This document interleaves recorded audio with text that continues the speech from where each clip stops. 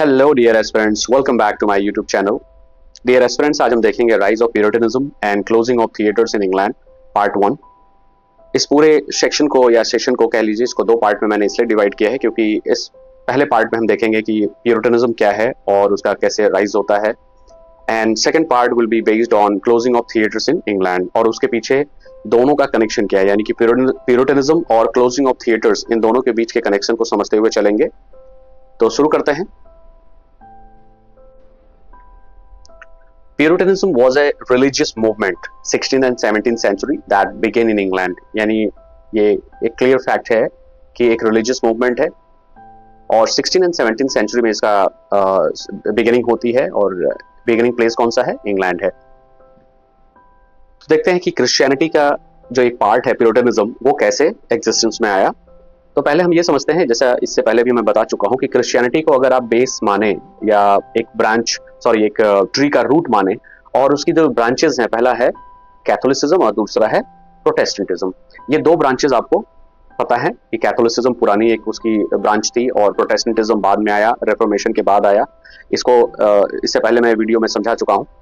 अब बात आती है कि ये एंजेलिकनिज्म क्या है या चर्च ऑफ इंग्लैंड कैसे उसको एस्टैब्लिश करता है और प्यूरिटनिज्म वहां से कैसे आया। तो इसका सीधा सा कॉन्सेप्ट है कि प्रोटेस्टेंटिज्म आने के बाद फिर भी कह सकते हैं कि इंग्लैंड में बहुत सारे क्लासेस होते थे। प्रोटेस्टेंट अपनी तरीके से रहना चाहते थे, कैथोलिक अपने तरीके से रहना चाहते थे, और दोनों जो है पावर गेन करना चाहते हैं, और ये पावर गेन करने के लिए उन दोनों के बीच में हमेशा क्लासेस होते थे।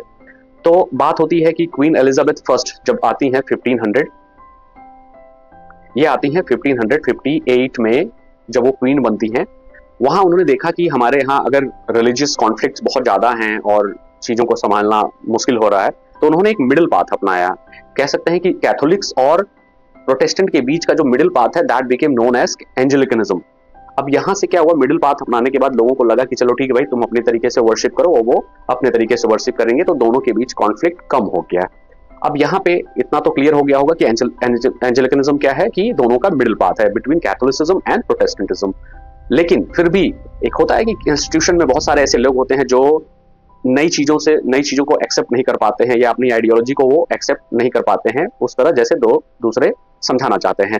तो एंजेलिकनिज्म के बाद भी एक प्यूरिटनिज्म क्यों आया? क्योंकि चर्च ऑफ इंग्लैंड जो प्रोसेस चल रहा था वर्शिपिंग का, उसके बीच में कुछ ऐसे लोग थे, कुछ ऐसे ग्रुप ऑफ पीपल थे जो चाहते थे कि हम पूरी तरह से अलग हो जाए, यानी कि वो मिडिल पाथ उनको अच्छा नहीं लग रहा था। और वहां से उन्होंने सोचा कि हम अपने को प्यूरिफाई करते हैं, हम अपने को कैथोलिक से भी अलग करते हैं, हम अपने को प्रोटेस्टेंट से भी अलग करते हैं, और एंजेलिकनिज्म का पार्ट तो रहते हैं, लेकिन हम अपनी आइडियोलॉजी को, अपने वे ऑफ वर्शिपिंग को अलग करते हैं और पूरे सिस्टम को अलग करना चाहते हैं, और वो अपने को प्यूरिफाई करना चाहते थे, यानी कि अपने को प्यूरिटन्स नाम दे दिया। तो प्यूरिफाई से प्यूरिटनिज्म बना, यानी कि वो अपने को बहुत शुद्ध मानते थे, यानी कि बाइबल में सोल बिलीफ था और वर्शिपिंग का मैनर उनका अलग था। वो गाउन वगैरह जो उसको कह सकते हैं कि वेस्टमेंट जिसको कहते हैं, क्रिश्चियनिटी में जो बिशप्स, आर्च बिशप वगैरह पहनते हैं, बड़े बड़े कपड़े, लंबे लंबे उनके गाउन होते हैं, उसको भी वो कहते थे कि ये अच्छा नहीं है। ऑब्ससेनिटी के अगेंस्ट में थे, किसी भी तरह की क्रेविंग्स जो होती थी इमेज की, उसको वो नहीं मानते थे।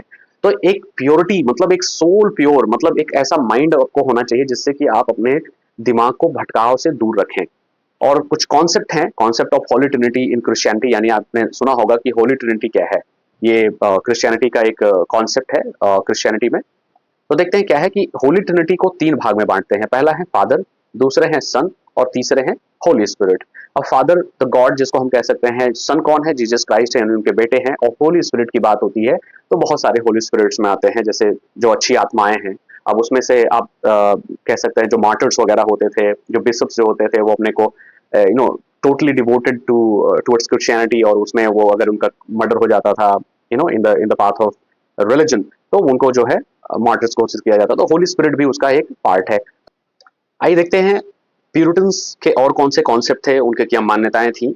तो the Puritans people believed in deep personal convent with God, यानी इनका सीधा सा कनेक्शन जो था गॉड से था। कनेक्शन जो था वो चाहते थे कि डायरेक्ट गॉड से कनेक्शन होना चाहिए, यानी मिडिल पाथ जो आता था चर्च का, रोल जो होता था, वो उसको खत्म करना चाहते थे। उनके बाद दे बिलीव्ड इन प्रीडेस्टिनेशन, उनका मानना था कि कुछ प्रीडेस्टिन्ड है, यानी गॉड ने उनके लिए कुछ पहले से प्लान करके रखा है, which meant that God had specifically chosen them to be saved, यानी कि उनका मानना था कि गॉड ने उनको स्पेशल चूज किया है ताकि दुनिया को या लोगों को बचाया जा सके शिन्स से। दे एम्फेसाइज स्ट्रिक्ट मोरालिटी, यानी कि उनकी उनकी मान्यता ही थी कि वो स्ट्रिक्ट मोरालिटी में बिलीव करते थे, कि मोरालिटी को वो पहली प्रायोरिटी देते थे। पर्सनल एक्सपीरियंस ऑफ साल्वेशन, यानी कि आपका खुद का पर्सनल एक्सपीरियंस आपको एक्सपीरियंस जो है आपको साल्वेशन दिला सकता है, न कि चर्च आपको साल्वेशन दिला सकता है, न कि पोप, न कि जो चर्च के और भी पादरी हैं, बिशप्स हैं, आर्च बिशप्स हैं। तो उनका मानना डायरेक्ट अपने पर्सनल एक्सपीरियंस को था, मोरालिटी पे एम्फेसाइज करते थे वो। And they were called Puritans, और अपने को प्यूरिटन्स मानते थे बाय अदर प्रोटेस्टेंट्स, यानी कि मैंने बताया कि प्रोटेस्टेंट्स का ही भाग है Puritans, because their proposal to purify. अब मैंने बताया कि प्योरीफाई है, यानी कि अपने सोल को, अपने को वो प्योरीफाई करते थे एंड चीजों से दूर रहते थे, जितनी भी आपको डिस्ट्रैक्टिंग जो भी आपके डेली लाइफ की चीजें हैं, चाहे वो ड्रामा हो गया, चाहे म्यूजिक हो गया, या और भी बहुत सारी ऐसी चीजें हैं जो आपको डिस्ट्रैक्ट करती हैं in the connection of God, तो वो सारी चीजें वो अवॉइड करते थे। They wanted to remove Roman Catholic practices from the Church of England. अब ये रोमन कैथोलिक, यानी वो स्पेसिफिकली ये मानना था कि रोमन कैथोलिक्स का जो वे ऑफ वर्शिपिंग है या फिर तरीका है गॉड से कनेक्शन का, वो उनको पसंद नहीं था, वो उससे अलग रखना चाहते थे अपने को। आफ्टर द रेफॉर्मेशन, यानी रेफॉर्मेशन के बाद जो प्रोटेस्टेंटिज्म आता है, सम एक्सट्रीम प्रोटेस्टेंट्स, यानी एक्सट्रीम यानी उसमें प्रोटेस्टेंट में भी एक्सट्रीम थे, कहने का मतलब है वैसे तो प्रोटेस्टेंटिज्म आया लिबरल्स थॉट्स की वजह से, यानी कि उसमें कुछ छूट होनी चाहिए, फ्रीडम होनी चाहिए, वर्शिपिंग में थोड़ा सा आपको रिलैक्सेशन होना चाहिए, लेकिन इसके बावजूद भी कुछ प्रोटेस्टेंट थे जो एक्सट्रीम थे, यानी कि उनका मानना ही था कि वो एक्सट्रीमिस्ट तरीके से सोचते थे।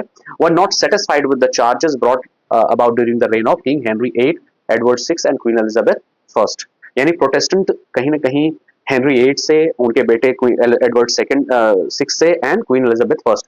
क्वीन एलिजाबेथ फर्स्ट का जो वे ऑफ रेनिंग का जो तरीका था वो थोड़ा सा अलग था, वो मिडिल पाथ लेके चलना चाहती थी, अच्छी कह सकते हैं शासक बनना चाहती थी, और वो अच्छी शासक थी भी, तभी 1558 से लेकर 1603 तक उन्होंने शासन किया इंग्लैंड की गद्दी पे, और एज ए फीमेल जो है ये बहुत बड़ी बात थी उस समय के हिसाब से। लेकिन फिर भी कुछ प्रोटेस्टेंट्स का मानना था कि ये उनको अच्छा नहीं लगता था, यानी उनको अपने तरीके से चीजों को चेंज करना था। The Puritans were not content, अब यहाँ पे कंटेंट की बात हो रही है, यानी संतुष्टि की बात हो रही है, वो द एंजेलिकन सेटलमेंट और एलिजाबेथन रिलीजियस सेटलमेंट, जैसा कि मैंने बताया कि मिडिल पाथ की बात हो रही है, जो कि क्वीन एलिजाबेथ फर्स्ट ने वहां के लोगों के बीच, यानी कैथोलिक्स और प्रोटेस्टेंट के बीच जो कॉन्फ्लिक्ट था उसको खत्म करना चाहती थी। इस वजह से वो एंजेलिकन यानी चर्च ऑफ इंग्लैंड में एक रिलैक्स तरीके से, एक मिडिल पाथ तरीके से चीजों को लोगों को दिया उन्होंने।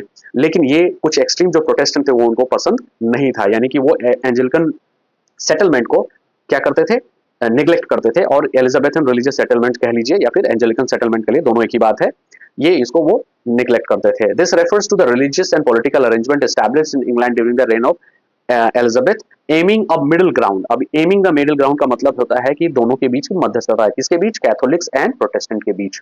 ये इंपॉर्टेंट है कि दोनों के बीच को खत्म करना, दोनों के बीच का जो कॉन्फ्लिक्ट है, जो भी झगड़े हैं। और the Puritans moreover wanted all sins, rituals and superstitions thoroughly abolished from the realm and from the churches, including the mass, the surplice, loose white garment worn by clergy, vestments, graven images, profane and sexually immoral stage plays। अब यहाँ पे ये important है कि Puritans का जो belief था वो क्या था, वो चाहते थे कि सारे सिंस, रिचुअल्स एंड सुपरस्टिशंस, जो भी अंधविश्वास हैं या फिर पाप हैं, जो रिचुअल्स का तरीका है, thoroughly abolished from the realm and from the churches, वो एकदम खत्म करना चाहते। चर्च का कोई रोल वो ज्यादा नहीं रखना चाहते थे। जैसे चर्च में क्या होता था, मास गैदरिंग होती थी, जो मास यानी कि लोग जो होते थे कॉन्ग्रीगेशंस में जो शामिल होते थे क्रिश्चियंस, उसको वो खत्म करना चाहते थे। सरप्राइज क्या है, loose white garment worn by clergy, clergy वगैरह जो लूज व्हाइट गारमेंट्स पहनते थे in the time of congregations या मास गैदरिंग में, तो वहां पे वो उसको भी नहीं देखना चाहते थे, उसको भी वो खत्म करना चाहते थे। वेस्टमेंट यानी कपड़ों का उनका पहनने का तरीका, ग्रेवन इमेजेस यानी चर्च में कुछ भी ऐसी ग्रेविंग हो रही है, यानी नक्काशी हो रही है, कुछ इमेजेस बनाए जा रहे हैं, उसको भी वो हटाना। Profane and sexual immoral stage place, और जाहिर सी बात है यहाँ पे निकल कर आता है कि कैसे जब प्यूरिटन्स का कह सकते हैं कि पावर ज्यादा हो गया, वो कंट्रोल में आ गए और उन्होंने किंग के खिलाफ सिविल वॉर वगैरह आ गया 1642 में, यानी 1642 में जब स्टेज बंद होता है, उसके पीछे का सबसे बड़ा कारण था Puritans. Puritans were the main cause who totally closed the theaters and stage plays in England, specially आप इसको ध्यान में रखिएगा कि इमोरल स्टेज प्लेज यानी किसी भी तरह के परफॉर्मेंस को अगर स्टेज पे हो रही है, किसी भी एक्टिविटी को वो मानते थे कि ये गलत है, क्योंकि वहाँ लोग होते हैं, वहाँ पे सीटियाँ बजती हैं, तालियां बजती हैं, लोग डिस्ट्रैक्ट होते हैं। यानी उनका मानना था कि आप जब स्टेज में देखने जाते हैं परफॉर्मेंस को, वहाँ पे औरतें भी होती हैं और परफॉर्मेंस इस तरह की होती हैं कुछ। जाहिर सी बात है, रोमियो एंड जूलियट अगर परफॉर्म हो रहा तो वहाँ पे कुछ ऐसे सीन्स होंगे ही, तो उसको भी वो गलत मानते थे, जिसकी वजह से तो ये जो सोल पर्पस है 1642 का क्लोजिंग ऑफ थिएटर्स का in England, that Puritans were the main cause. अब यहाँ से इसको समझ में आ गया होगा आप लोगों को। And Puritans believe that the Bible, अब इनका जो मानना था कि बाइबल ही उनका क्या है, represented the true law of God, यानी गॉड का जो सच में न्याय है या जो नियम है वो बाइबल में हमें मिलता है, और बाइबल को ही वो हमेशा सोल मानते थे, यानी कि मेन सोर्स ऑफ इंस्पिरेशन मानते थे। They wish to save their lives and church on the ideals represented in the Bible। अब बाइबल को ही क्या करते थे, Bible govern all human affairs. ठीक है, जैसे और भी बहुत सारे कैथोलिक्स थे वो चर्च में बिलीव रखते थे, कुछ प्रोटेस्टेंट्स भी रखते थे, जाहिर सी बात है, लेकिन प्यूरिटन्स का मानना था कि बाइबल ही उनके लिए सब कुछ है। God was the supreme power, यानी गॉड को मानते थे कि वो सुप्रीम पावर है, क्राइस्ट वॉज हिज मीडिएटर, और क्राइस्ट जो है धरती पर आए हैं मीडिएटर के तौर पे, ताकि इस दुनिया में सारे पाप को खत्म किया जा सके। दे वर अगेंस्ट एपिस्कोपेसी। एपिस्कोपेसी एक टर्म है जिसका मतलब होता है रूल ऑफ बिशप्स, यानी रूल ऑफ बिशप्स को ही एपिस्कोपेसी कहते हैं, जो कि चर्च में उस समय था, और इसको ये निग्लेक्ट करते थे Puritans. They were against rituals and wanted a moral personal form of prayer. वो अपने तरीके से एक पर्सनल फॉर्म ऑफ प्रेयर करना चाहते थे, और रिचुअल्स, जो बहुत सारे रिचुअल्स होते थे चर्चेज में, वो उसको निग्लेक्ट करते थे, अवॉइड करते थे। और देखते हैं सब फेमस प्यूरिटन लीडर्स कौन कौन से थे। उसमें टॉमस कार्टराइट का नाम है, रॉबर्ट ब्राउन का नाम है, हेनरी बैरो हैं, and the most important one is Oliver Cromwell. Oliver Cromwell को आज के समय का या अभी इस प्यूरिटन्स के हिस्ट्री का सबसे बड़ा नेता या फिर लीडर कह सकते हैं, जो बाद में 1649 के बाद जो है पावर में आते हैं after the assassination of Charles first, और वहां से वो काफी शासन करते हैं, कुछ 10 या 11 साल का टाइम पीरियड होता है, और इसके बाद फिर 1666 में रेस्टोरेशन आता है, जो कि किंगली रूल फिर से स्टैब्लिश्ड होता है। तो आई होप कि आपको ये समझ में आ गया होगा कि प्यूरिटन्स कौन थे और प्यूरिटन्स का राइज कैसे होता है, और इनकी राइज की वजह से, इनके पावर की वजह से थिएटर 1642 में क्लोज कैसे होता है। तो हम सेकंड पार्ट में देखेंगे कि क्लोजिंग ऑफ थिएटर्स के पीछे का मेन कारण क्या है, यानी और कौन कौन से ऐसे फैक्टर्स हैं जिसकी वजह से थिएटर इंग्लैंड में क्लोज होता है।